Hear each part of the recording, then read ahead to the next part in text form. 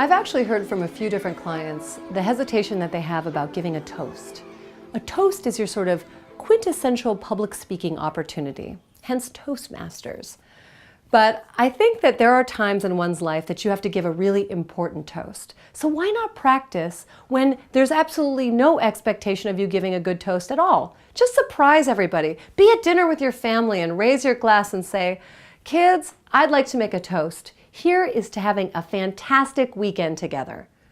That all counts. Every time you practice, you build up a little muscle and a little muscle and a little muscle so that when your grandmother's 85th birthday comes up and in front of a room full of relatives, you need to say the most significant moment in your life with her, you'll be ready because you've given toasts all over the place.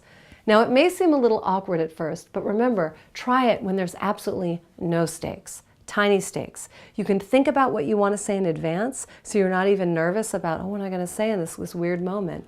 Just toast little things, believe me. People will be so surprised to receive this tiny bit of acknowledgement from you, unexpected. It'll be great. And meanwhile, you are building up your muscles for giving the perfect toast.